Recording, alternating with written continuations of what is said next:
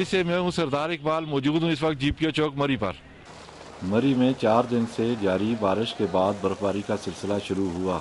बर्फबारी से मलका कौसार ने सफेद चादर ओढ़ ली, जबकि दरख्तों ने बर्फ को अपनी भौं में थाम कर वादी के हुस्न में 4 चांद लगा दिए। मरी में करीबन 2 फुट जबकि मलहका गलियात में 3 फुट बर्फ पड़ी। मरी, जिसे पाकिस्तान का स्विट्जरलैंड भी कहा जाता है, कि बर्फपोश हसीन मनाजिर से लुत्फानंदोज होने के लिए सियाहों ने यहाँ का रुख कर लिया। सियाह फैमिलियाँ मरी के मरूफ तफरी मरकज मार रोड, कश्मीर पॉइंट, पिंडी पॉइंट पर बर्फ के नज़ारों के साथ साथ गर्म मशरूबात का मजा लेते हुए चहलकदमी में मसरूफ रहे। नौजवान स्नो मैन बनाकर खुशी का इज़हार कर रहे हैं। सर्दी की शिद्दत में इजाफा हो गया। हरो वाटर सप्लाई स्कीम से फरामियाब की सप्लाई लाइन फट जाने से कश्मीर पॉइंट तालाबों तक पानी की सप्लाई बंद होकर रह गई, जिससे शहरियों को पानी के असूल में शदीद दुश्वारी का सामना करना पड़ रहा है। शहरी बोजर के जरिए महंगे दामों पानी हासिल करने पर मजबूर हो गए। मरी में पार्किंग की जगह न होने से सियाहों को शदीद मुश्किलात का सामना है। घंटों ट्रैफिक जाम रहने से सियाह फैमिलियां और बच्चे गाड़ियों में मकीद होकर रह जाते हैं। सियाह गाड़ियां सड़क के किनारे पार्क करने पर मजबूर हैं, जो न सिर्फ ट्रैफिक को रवान रखने में रुकावट का बायस बन रही हैं, बल्कि स्नो क्लियरेंस मशीनरी के लिए भी मुश्किलात पैदा करती हैं। इसके बावजूद महकमा हाईवे मशीनरी ने मरी शहर की तमाम सड़कों को ट्रैफिक के लिए बहाल कर दिया, लेकिन दई इलाकों की राब्ता सड़कें अभी तक ट्रैफिक के लिए बहाल न हो सकी।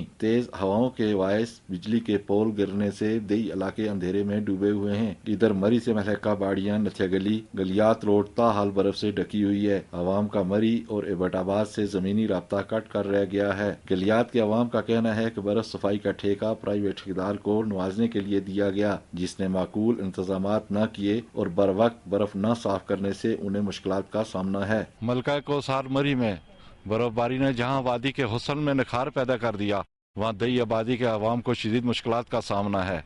कैमरामैन आरिफ सईद के साथ सरदार इकबाल, दुनिया न्यूज मरी। माइंस कम्प्लेक्स खुशाब में 18 साल कबल 60 लाख रुपए की लागत से रेस्क्यू की तरबियत के लिए बनाया जाने वाला स्विमिंग पूल अभी तक चालू न हो सका और इस वक्त बदहाली का मंजर पेश कर रहा है। स्विमिंग पूल शजरकारी के लिए महकमा नहार की तरफ से 13 घंटे नहरी पानी मंजूर किया गया है, लेकिन रेस्क्यू सुपरिटेंडेंट मुस्तफ़ा रजा और रिसर्च ऑफिसर लेबार्टी मोहम्मद सलीम ने चंद हजार रुपए के एवज जमींदारों को पानी फरोख्त कर रखा है और माइंस कम्प्लेक्स के अंदर पानी की शदीद किल्लत है। करोड़ों रुपए की लागत से तामीर किया जाने वाला ये कम्प्लेक्स इन दिनों शदीद बदहाली का शिकार है। करप्शन अरूज पर है। कम्प्लेक्स के अंदर दरख्तों तक फरोख्त किए जा रहे हैं जिनका कोई रिकॉर्ड ना है। सरकारी क्वार्टर जो सिर्फ मुलाजमीन के लिए बनाए गए हैं, इनमें सिविलियन रह रहे हैं जो मुलाजमीन ने अपने नाम अलाट करा कर किराए पर दे रखे हैं और हजारों रुपए माहाना कमा रहे हैं। कैमरामैन एम अशरफ के साथ अहमद शेरवान, दुनिया न्यूज खुशाब। मैं हूं मुजाहिद शेख और मैं इस वक्त मौजूद हूं अलहमरा आर्ट गैलरी में, जहां फैज़ अहमद फैज़ की तस्वीर की नुमाइश की गई। अलहमरा आर्ट गैलरी लाहौर में फैज़ अहमद फैज़ की सालगिरह के सिलसिले में उन्हें खराजे अकीदत पेश करने के लिए उनकी तस्वीर की नुमाइश की गई। फैज़ के अकीदतमंदों ने इन यादगार तस्वीर में गहरी दिलचस्पी का इजहार किया। नुमाइश में फैज़ की ज़ाती तस्वीर के साथ उनकी दीगर बैनुल-अक़वामी शख्सियात के साथ ली गई तस्वीर भी पेश की गईं, जिनमें नई नस्ल को फैज़ की शख्सियत समझने में भी मदद मिली। इस मौके पर जहां फैज़ अहमद फैज़ के अदबी कारनामों के दिलदादा मौजूद थे, वहीं नौजवान नस्ल की वाज़िया नुमाइंदगी भी पाई गई। फैज़ की साहबजादी सलीमा हाशमी का कहना था कि इन तस्वीर का मकसद फैज़ की अदब के साथ साथ दीगर खिदमात को भी तस्लीम करना है। कौमें हमेशा अपने हीरोज़ को याद रखती हैं और फैज़ अहमद फैज़ का नाम भी उन्हीं लोगों में शामिल है जिन्होंने अपनी ज़िंदगी इंसानियत और जमहूरियत के लिए वक्फ कर रखी थी। फैज़ अहमद फैज़ की तस्वीर की नुमाइश इस बात का सबूत है कि हम अपने हीरोज़ को नहीं भूलते। कैमरामैन फ़हीम हुसैन के साथ मुजाहिद शेख, दुनिया न्यूज़ लाहौर। मुल्तान की तारीखी सकाफत और दस्तकारियों के फ़रोग के लिए कायम क्राफ्ट बाज़ार के मुतबादल जगह पर मुंतकली का अमल जारी है।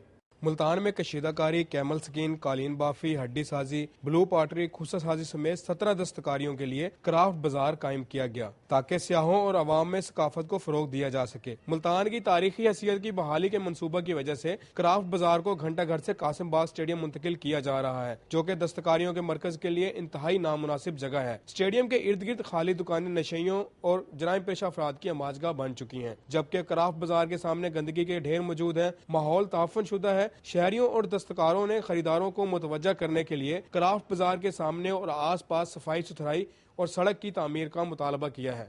دستکاروں کا کہنا ہے کہ وزیر اعظم کی طرف سے اعلان کردہ کرافٹ انسٹیٹیوشن کو فوری طور پر بنایا جائے تاکہ ملتان کی قدیمی ثقافت کو حقیقی معنی میں فروغ حاصل ہو سکے۔ کیمرہ مین طارق چودھری کے ساتھ شریف جویا، دنیا نیوز، ملتان۔ میں ہوں سرگودا سے اکرم عامر۔ آلو سب سے زیادہ استعمال ہونے والی سبزی ہے۔ پنجاب میں سیالکوٹ، چنیوٹ، خانیوال، فیصل آباد کے بعد سرگودا میں آلو کی فصل وسیع پیمانے پر کاشت کی جاتی ہے۔ اس بار ایک محتاط اندازے کے مطابق ضلع سرگودا میں 20,000 ایکڑ سے زائد رقبے پر آلو کی فصل کاشت کی گئی ہے۔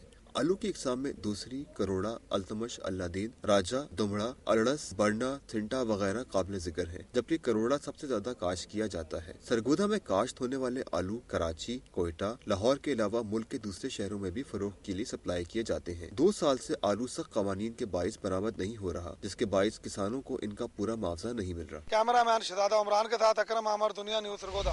گوشت کی برآمدات میں اضافے کی وجہ سے یہاں گوشت کی قیمتوں میں بھی مسلسل اضافہ ہوتا جا رہا ہے۔